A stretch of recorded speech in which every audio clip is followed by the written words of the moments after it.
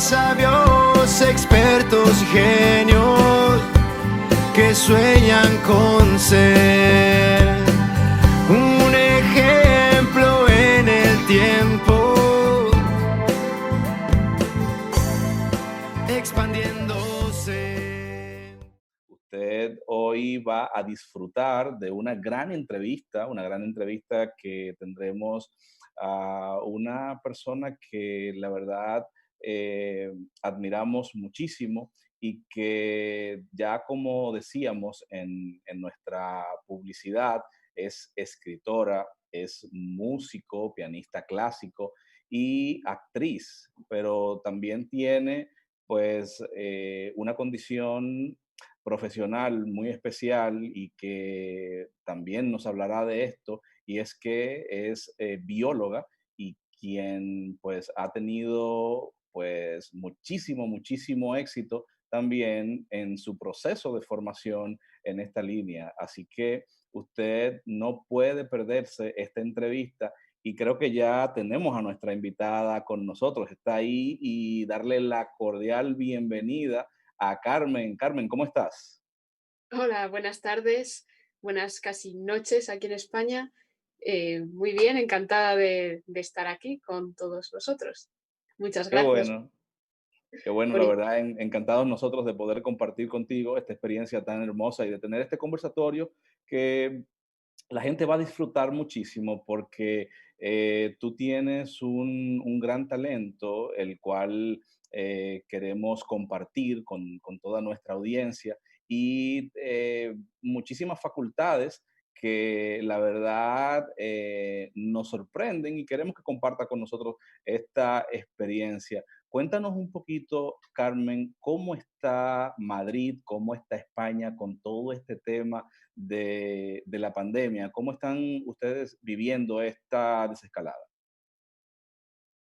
Bueno, pues a ver, lo que ha sido el confinamiento duro, pues han sido 2 meses y pico de estar en casa sin salir para nada. Y bueno, ahora en la desescalada, poco a poco, cada vez se va viendo más movimiento, más gente en la calle, en el transporte público, pero bueno, yo creo que por lo general en España se están cumpliendo bastante bien todas las normas y, bueno, como en todos los sitios habrá excepciones, pero yo creo que se está haciendo bien por lo general. Qué bueno que las cosas, pues, dentro de esta nueva normalidad estén tomando su curso y la verdad que lamentar muchísimo toda esta situación que hemos vivido a nivel general con una cantidad de decesos que se ha tenido, pero hemos ido conociendo esta pandemia, hemos ido conociendo cómo funciona y protegernos y utilizar todas las medidas necesarias para intentar no contagiarnos, ¿no? Sí, la verdad es que ha cambiado todo mucho en muy poco tiempo y de momento parece que esto ha venido desgraciadamente para quedarse un tiempo más con nosotros, pero bueno, a ver si sacamos algunas cosas positivas de esta pandemia, sobre todo, por ejemplo, de cara a la ciencia, a la investigación en ciencia, que eso me toca a mí muy de cerca, y a la comunicación científica. Entonces, bueno, pues a ver si de toda esta pandemia sacamos algo bueno.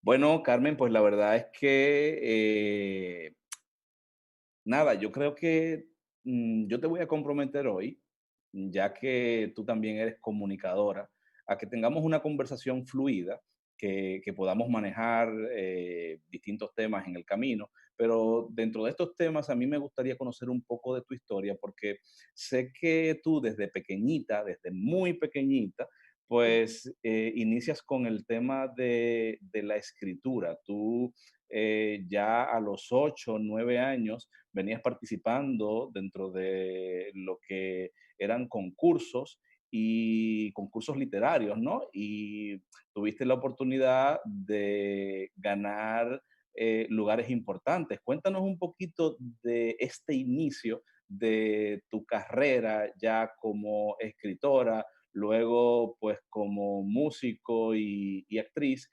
Y básicamente eso, ¿cómo inicias tú en ese proceso escribiendo cuentos infantiles?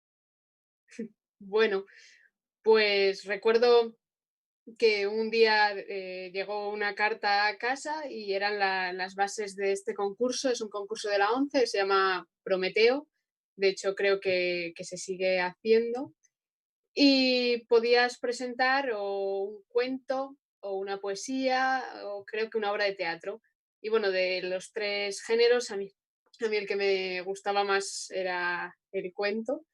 Y, y bueno, pues al principio tampoco sabía muy bien si qué iba a salir de allí, pero pues nada, una noche me puse a pensar así una historia y yo recuerdo irle así lo que se me iba ocurriendo, írselo dictando a mi madre iba cogiendo las notas a mano y, y nada, y se forjó el primer cuento que se llamó El Rey Nico y su caballo Viento Veloz y nada, finalmente lo mandamos al concurso. Este cuento, al igual que todos, también llevaba ilustraciones.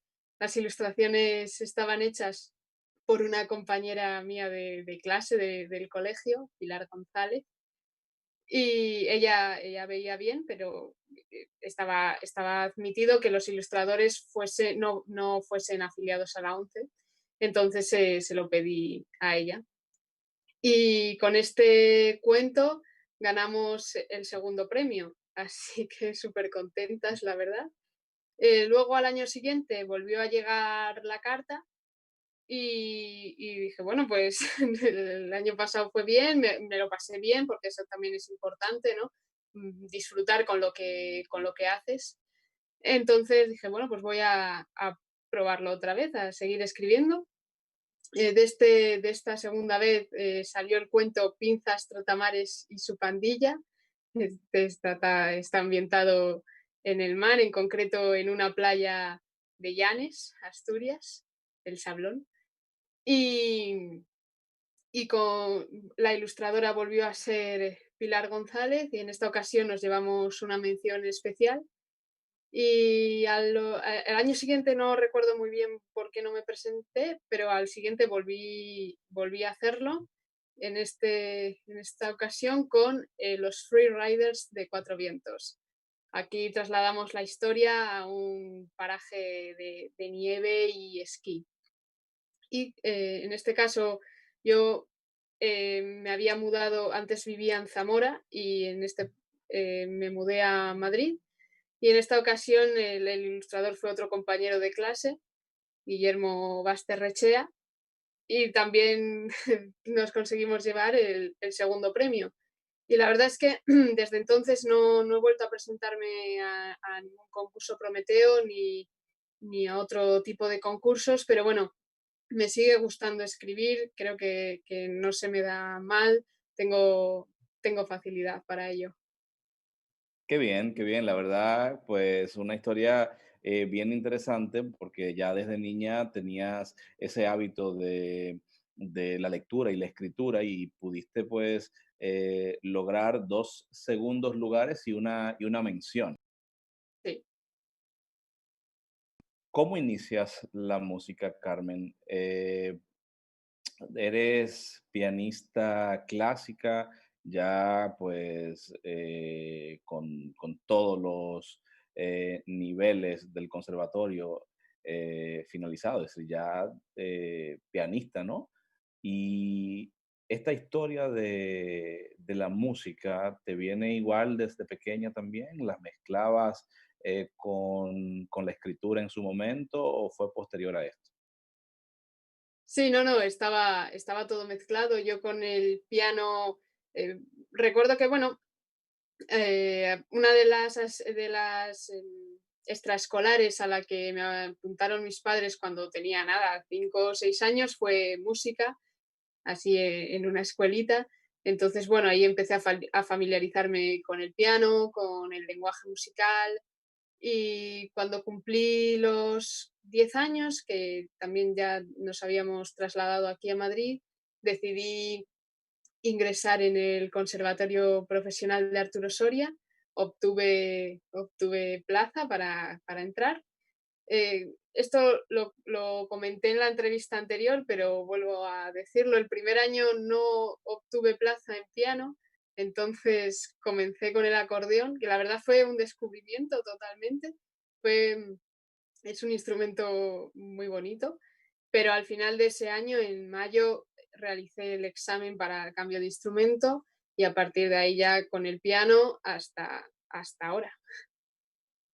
Excelente, excelente. La verdad que sí, que también invitamos a todo el que nos esté escuchando y viendo a que puede acceder a esta entrevista que hicimos anteriormente a Julian Enotabagio, quien compartió en el pasado 6 de junio con Carmen en un concierto que la verdad fue genial, donde Carmen pudo compartir a cuatro manos con Julian y pues la verdad que yo espero que muy pronto estemos escuchando que para el próximo año, luego de la pandemia, podamos tener la oportunidad de ir a una sala y escuchar a Julian y a Carmen en un concierto a cuatro manos. Así que es un compromiso, Carmen, el que puedan ustedes preparar esto.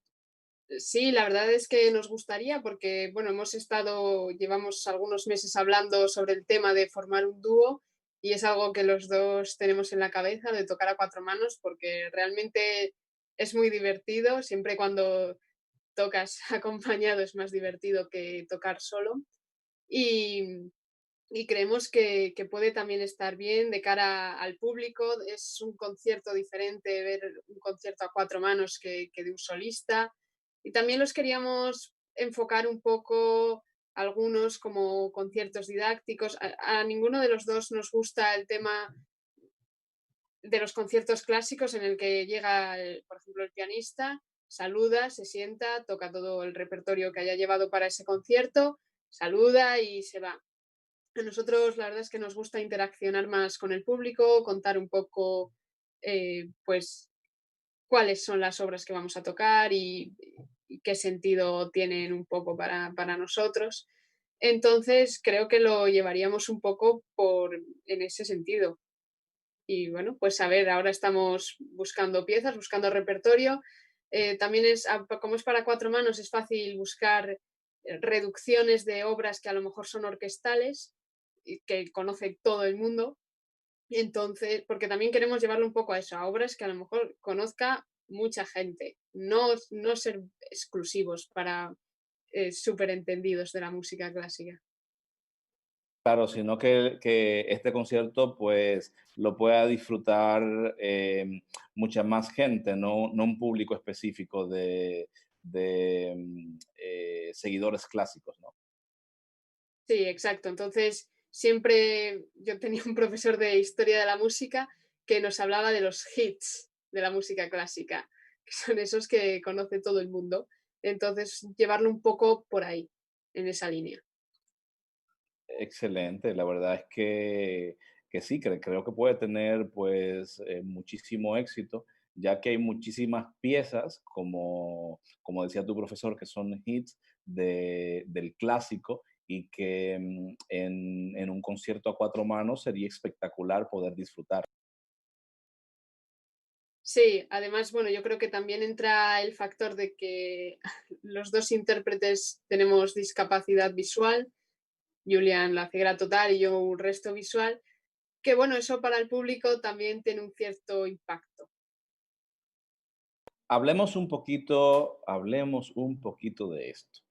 Tú, pues, tienes discapacidad visual, tu discapacidad visual es de nacimiento.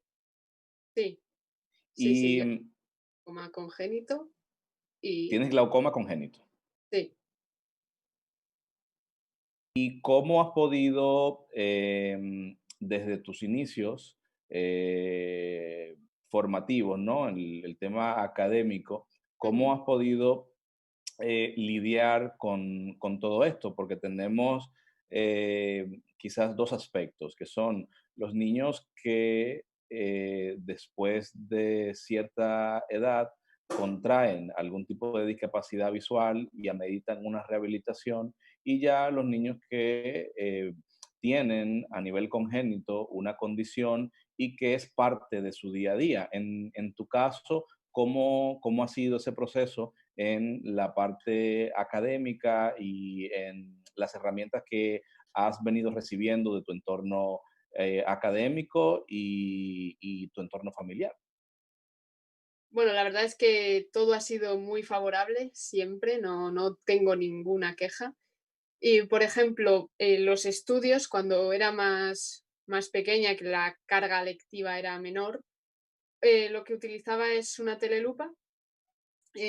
Consta de una pantalla y una bandeja en la parte inferior, entonces tú pones los libros, las partituras, todo lo que quieras en la bandeja y sale por la pantalla en aumentado. Bueno, de hecho, para leer partituras sigo utilizando este método. Y, y así estudiaba pues, los libros, hacía los deberes y todo. Luego, un poco más adelante, más o menos como en primero de educación secundaria, la 11 me, me dio un Braille Speak, que es una maquinita, nada, es muy pequeña, no sé, como así más o menos, no sé si se Una me ven las... calculadora pequeña, una grabadora pequeña, como un smartphone, quizás Bueno, tamaño una de un tablet, smartphone.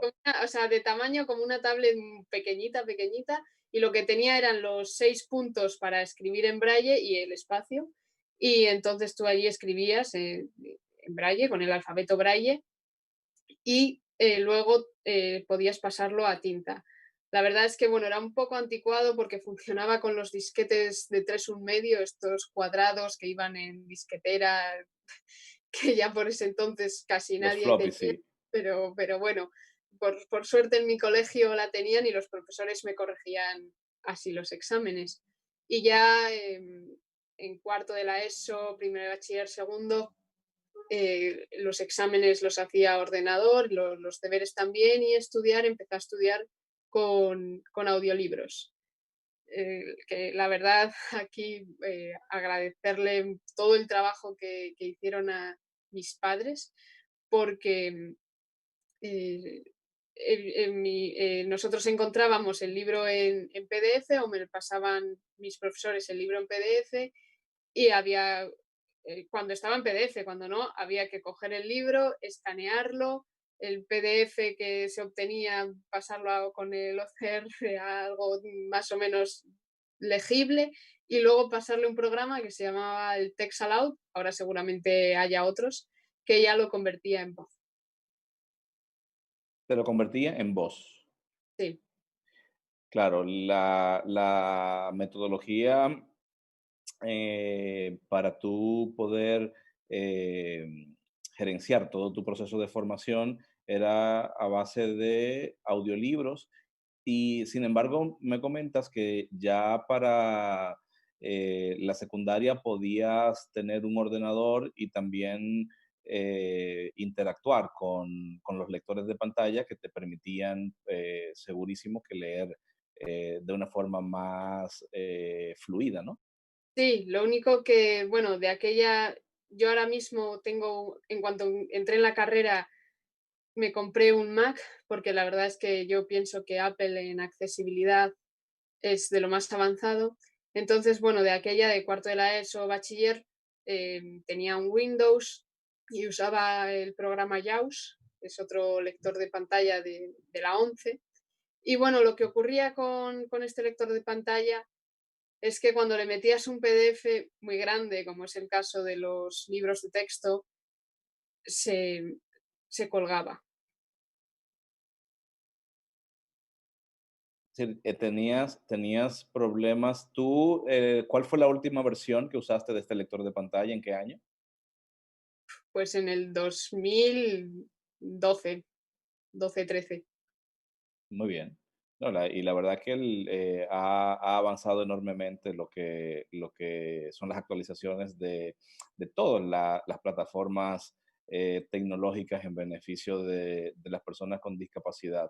Cuando entras a la universidad, ya empiezas a usar la Mac y tienes un desenvolvimiento a tu criterio mucho más óptimo con el lector de pantalla que utilizas.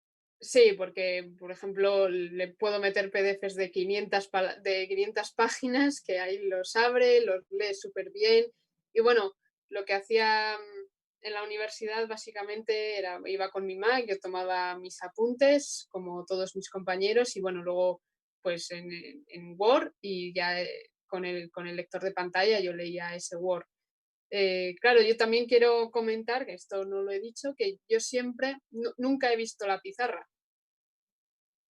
Todas las clases son totalmente de oído, lo que explicaban mis profesores. Entonces, he tenido profesores muy comprensivos y han descrito absolutamente todo lo que había en la pizarra, tanto en el colegio como en la universidad. Sobre todo de cara a la universidad, porque he tenido asignaturas como, por ejemplo, anatomía animal u organografía, que es que básicamente se basaban en dibujos y les doy las gracias de corazón a esos dos profesores, porque es que lo describían absolutamente todo. Esto es muy importante lo que comentas porque es bueno que los docentes puedan entender la diversidad de alumnos que tienen y cuando hay un alumno que no puede ver o que tiene baja visión, por supuesto que hay que utilizar algunas herramientas o algunos elementos que puedan permitir el entendimiento a ese tipo de usuario. Puede incluso ocurrir uno que no escuche bien o uno que tenga dificultad de aprendizaje y si el docente lo entiende, pues ese alumno va a ser mucho más competitivo porque él lo apoya, es decir, va a estar en un nivel de competencia ante los otros solo porque él como docente entiende el perfil del alumno. Sí, totalmente. Cuando te encuentras con el apoyo de los docentes es muchísimo más fácil, absolutamente. No, qué bueno que pudiste encontrar pues ese apoyo humano, que es muy importante, Carmen, porque a veces tenemos la tecnología, tenemos las herramientas, pero los que se encargan de proporcionarnos la teoría, pues muchas veces no entienden, no comprenden cuál es el método adecuado y también en tu caso estoy seguro que tú te acercaste al docente, le explicaste tu condición y a través de esa explicación que le diste, pues pudo entender cómo colaborar con tu proceso de aprendizaje. Sí, sobre todo recuerdo en la carrera, yo he tenido muchas prácticas porque prácticamente todas las asignaturas de la carrera luego tenían una parte de prácticas, que alguna de ellas era muy visual o teníamos que pipetear o manipular las muestras.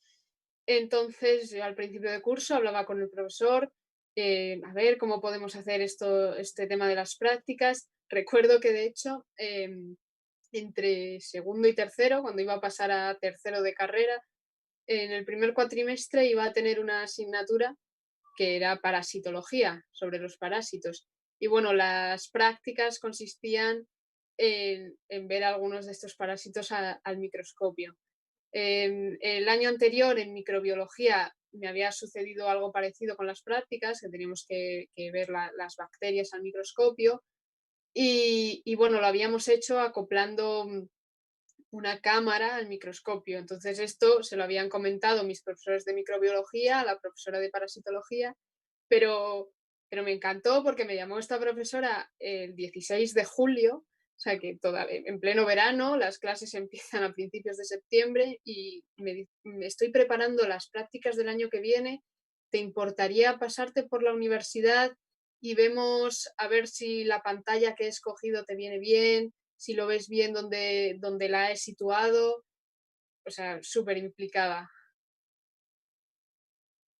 Qué interesante, la verdad, Carmen. Yo quisiera, pues, ya que nos hablas de esta experiencia a nivel de la universidad, conversar contigo porque tú, la verdad es que has sido muy arriesgada.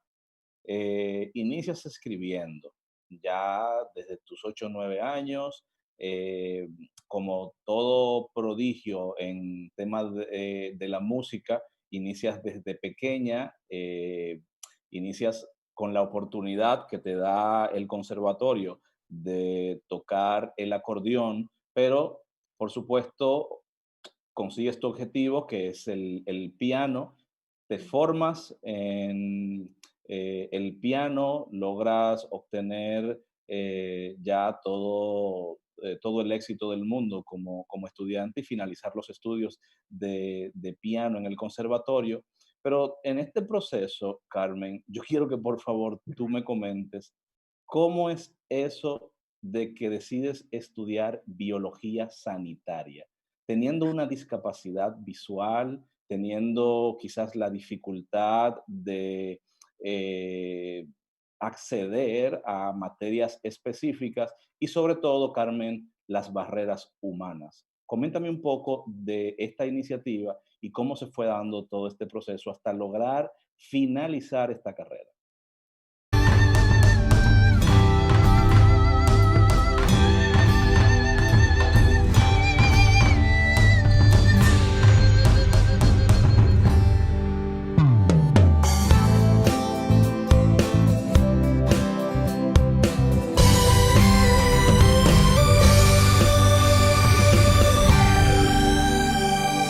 Sabios, expertos y genios, una producción de Kerden y Medina.